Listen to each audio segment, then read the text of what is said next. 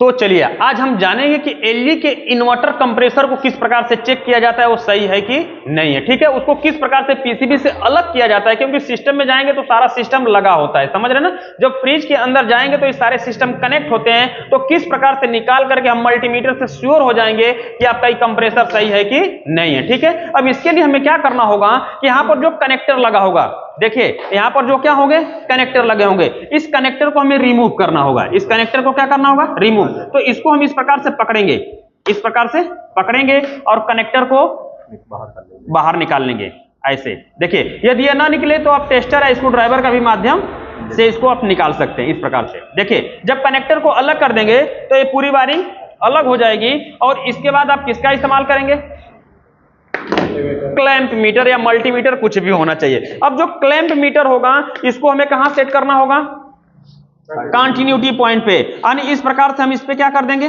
Set कर देंगे। जो कंटिन्यूटी पॉइंट होता है ना, इस पे हमें सेट कर देना होगा। और सेट करने के बाद मल्टीमीटर के यानी क्लैंप मीटर के दोनों तारों से कंप्रेसर के तीनों पिनों को बारी बारी चेक करेंगे और देखेंगे कि ये तीनों पिनों पे बराबर मान आ रहा है कि नहीं। यदि तीनों पिनों पे बराबर मान आ रहा है तो कंप्रेसर को सही माना जाएगा। कंप्रेसर को क्या माना जाएगा, सही। देखिए ऐसे हमने एक को यहां पर रखा और एक को यहां पे रखा है, देखिएगा कितना मान आ रहा है,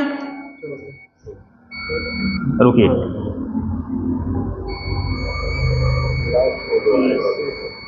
24 आ रहा है ना। फिर हम देखते दूसरे पे देखेंगे,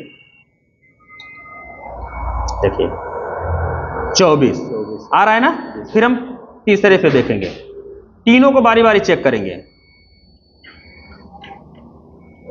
24, यानी तीनों पिनों पे क्या आना चाहिए, बराबर माना चाहिए। अगर तीनों पिनों पे बराबर मान आ रहा है तो कंप्रेसर को सही माना जाएगा। अब हमें देखना है कि क्या कंप्रेसर बॉडी अर्थ तो नहीं है। अब इसके लिए हम क्या करेंगे, जो कंप्रेसर के बॉडी पे रखेंगे जहां पर पेंट और पॉलिश न हो, वहां पर हमें यहां पर भी आप रख सकते हैं, या तो ऐसे स्क्रू वगैरह जहां पर टाइट किए रहेंगे होंगे बॉडी के अंदर, वहां पर भी आप रख सकते हैं। यानी कुल मिला जुला करके वहां रखना है जहां पर पेंट और पॉलिश न हो। अगर पेंट पर से आप चेक करेंगे तो कुछ बताएगा नहीं बताएगा, तो हमें क्या करना है, उस स्थान पे रखना है जहां पर पेंट और पॉलिश न हो। तो देखिए यहां पर भी हम रख सकते हैं, यहां पर देखिए ऐसे रगड़ करके यहां पर रख लेंगे और तीनों पिनों पे, एक को तो क्लैंप मीटर के एक तार को इस पे हम फिक्स रखेंगे और दूसरे से हमें तीनों पिनों को बारी बारी चेक करना है। अगर किसी भी पिन से अगर इसके अंदर कंटिन्यूटी आ रही है तो इसका मतलब कंप्रेसर खराब है। कंप्रेसर क्या है, खराब है। देखिए ऐसे हमने यहां पर रखा,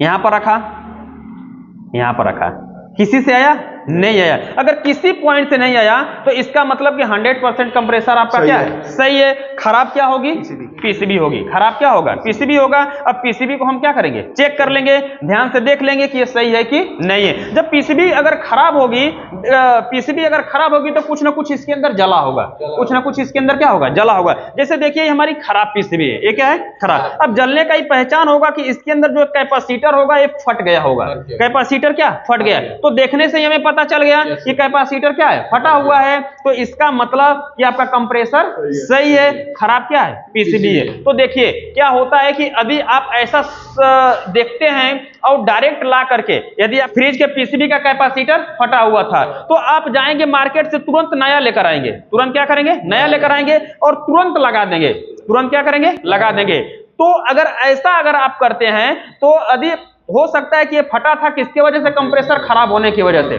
किसकी वजह से, कंप्रेसर खराब होने की वजह से। और आपने कंप्रेसर को इस प्रकार से क्लैंप मीटर से चेक नहीं किया और डायरेक्ट आपने इसको चेक नहीं किया और डायरेक्ट नया पीसीबी लेकर आए और फिर से तुरंत लगा दिया। यदि ऑलरेडी पहले से कंप्रेसर क्या होगा, खराब होगा, तो आपकी नई पीसीबी उड़ जाएगी, नई पीसीबी क्या हो जाएगा, उड़ जाएगा। इसीलिए जब नया पीसीबी अगर हम सिस्टम के अंदर लगाएंगे तो कंप्रेसर को हर हाल में हमें चेक करना होगा कि कहीं ये तो खराब नहीं है। बिना कंप्रेसर चेक किए हमें कभी भी नई पीसीबी लगाना नहीं चाहिए, नहीं तो आपका नया पीसीबी खराब हो जाएगा। जब कंप्रेसर सही रहेगा तभी नई पीसीबी का हम यूज करेंगे, क्योंकि इस पीसीबीओं की कोई गारंटी नहीं होती है। आपके पैसे बेकार होंगे, आपको फिर से पैसा जेब से क्या करना होगा, लगाना पड़ेगा, समझ रहे ना। क्योंकि कस्टमर तो एक ही बार पैसा देगा ना, तो इसीलिए जब पीसीबी लेते हैं तो एक रिस्क होता है, तो हमें कंप्रेसर को अच्छे से चेक करना है। अगर कंप्रेसर सही है तो पीसीबी कभी खराब नहीं होगी, ठीक है। तो इस प्रकार से आप इन्वर्टर फ्रिजों के अंदर काम कर सकते हैं। तो इस वीडियो से संबंधित कोई भी सवाल और सुझाव कमेंट बॉक्स में जरूर लिखिएगा।